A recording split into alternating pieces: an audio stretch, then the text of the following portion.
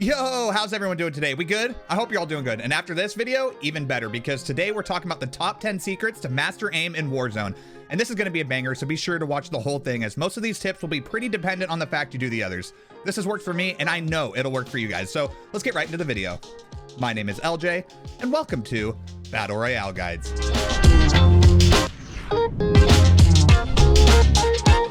At number 10, you want to get your sensitivity settings in Warzone done right. I'll go over every setting I have that makes everything consistent no matter what and is crucial to mastering aim in Warzone. So first we have sensitivity multipliers. You want to keep all of these at 1.0. This ensures that your sensitivity is the same all across the board and gives you consistency and the ability to master your aim. And after that, we have ADS mouse sensitivity. You want this to be set to relative, and the reason for this is your rotation speed is adjusted to travel a specific monitor distance with the same mouse movement, no matter the zoom level. So, like the previous setting, giving you consistency. And then under that, you want both low and high zoom set to 1.0. And then your ADS sensitivity transition timing set to instant. Even though your multipliers are set to 1.0, I don't think this affects you that much, but just in case, you don't want any sensitivity values changing gradually. And lastly, the monitor distance coefficient. I have set this to 1.33. This defines an on-screen distance where relation between mouse hardware and screen movement is constant across any zoom level. And at 1.33, this has felt the most natural to me. I know this seems like a lot and it's kind of confusing at first because, let's be real, I never knew there was this many settings for sensitivity before, but after hours of testing, I found these to be the best. And at the end of the day, it's all up to you and what feels best. But with these settings, it'll make sure everything is all the same no matter what with your aim and sensitivity. And like I said earlier, consistency is key. And next up at number 9, you want to have your actual sensitivity, like your DPI and in-game sensitivity, locked in. You don't want to be constantly switching it up, as you'll never fully get that muscle memory down and you'll end up head casing yourself. What I've been sticking to recently is 800 DPI and 4 in-game, but this is all personal preference, so find the sensitivity that works for you and you just need to stick to it. I've always liked the lower end feel, as I feel like my aim is much more consistent, but as I aim with my entire arm, you might want to be switching up to like a higher sensitivity if you're more of a wrist aimer. So if you're a wrist aimer, go for a higher sensitivity. If you're like aiming with your entire arm, go for a lower. But yeah, like I said, you would just want to stick to one sensitivity. You'll thank me later, because as you get reps with the same sense over and over and over, you'll start to feel the improvement. And also, we all have bad days, so don't let a bad day or session make you switch it up. Trust the process.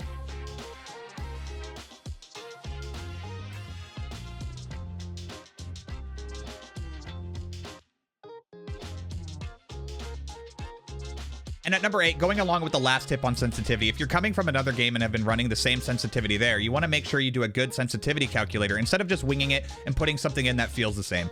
It's better to be sure and be on point so that at any time you hop onto a new game, you can be 100% that your sense is the same. The one I've been using lately is aiming.pro, and it has helped a ton. Anytime I'm on a new game, I go here to get my sense right. And I'll be sure to put the link in the description below so that you guys can go check this out. So now that the sensitivity stuff is out of the way, let's move on to your mouse pad. It's actually pretty crazy how overlooked a good quality mouse pad is. I see a lot of people try to run tiny mouse pads that give them zero room and leaves them running out of mouse pad in gunfights. So this one is pretty straightforward. Get a big mouse pad. The one I'm running right now is the Swipe SP Frost, and this one ran me about $29.99, and it's similar in size to the Logitech G640. Both are amazing mouse pads, and I used the 640 before, but I wanted to try out the Swipe mouse pad since it was created by a couple of people that I followed on Twitter for a while and wanted to support them. Plus, it looks really nice. I love this Frost Blue one, but they have other options as well, so I'll link the website in the description below. At number 6, switching to a wireless mouse. This has been an absolute game changer for me. Getting a nice wireless gaming mouse has completely helped in mastering my aim.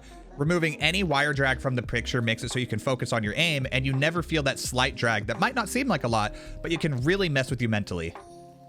We've reached a time where there isn't any lag compared to the wired version of the mouse, plus they've gotten so light it is a no-brainer at this point to go wireless. My recommendation is the Logitech G Pro X Super Light, but you can go with the G Pro wireless as well.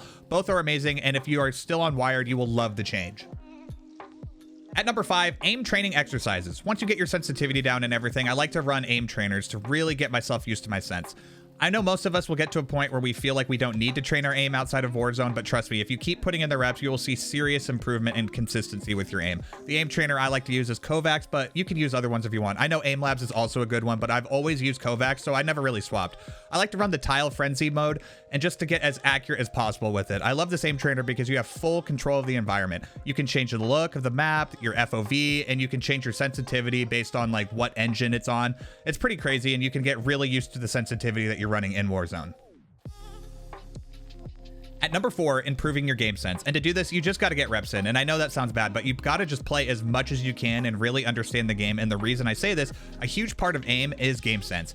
If you already know where the player is going to be coming from, you can easily pre-aim angles and be looking in the proper direction before an engagement even happens. And so this makes the hardest part of aiming a lot easier. Your corrections at aim will be smaller and more consistent. And this goes for if you're getting shot in the back. If you recognize where you are on the map and you can properly guess where you're getting shot from, when you spin around, you'll have a much easier time finding the target, turning and burning them. I think this tip is so overlooked when it comes to aim, and a lot of people think it's all about raw mechanical skill, when in reality, a huge part of it is game sense.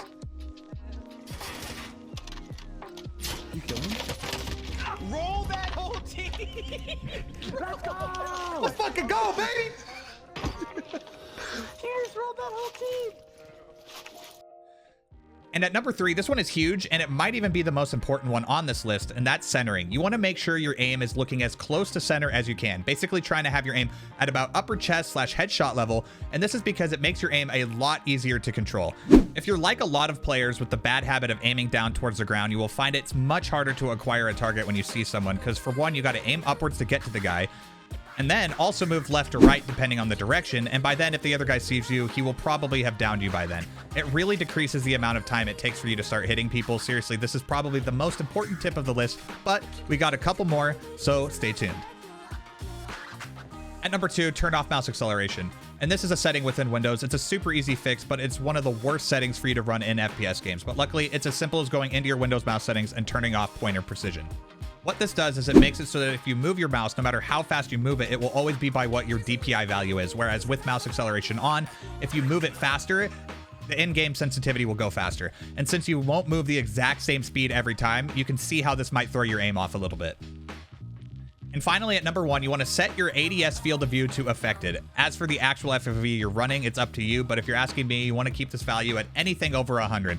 I'm running the max FOV at 120, and it has been perfect for me, so that's what I would do. Now, the reason you want it to be set to this is because aiming down sights will zoom to a value closer to the field of view setting. This only applies to low magnification levels, including iron sights, but if you're always wondering why a lot of streamers seem to have super low recoil, they probably have this setting on. It makes the visual recoil seem a lot less and makes the game much easier to control. Test it out for yourself, but I noticed it as soon as I changed over to 120 affected FOV. Wasn't I running to you? No, I'm just so much better. How many were there? I am so fucking good at this game. Okay, guys, that's going to do it for today. If you have any questions, you can either drop them in the comments below as I try to read all of them on every video we upload, or you can tweet at me at LJGG or at BR_guides. Also, if you want to catch a live stream, I've been streaming daily over at twitch.tv/LJGG, and you can ask questions there too. We went over a lot of stuff today, but it is needed for a video like this, so I hope you all enjoyed and are well on your way to improving your aim. Like I said at the beginning of this video, I did all of these steps and I noticed improvement very quickly, so I hope you guys get the same results. As always, if you enjoyed today's video, be sure to drop a like on it, and if you haven't already, make sure to subscribe to the channel so that you never miss an upload. I hope you all have a wonderful day, and I'll see you in the next video. My name is LJ, and this has been Battle Royale Guides.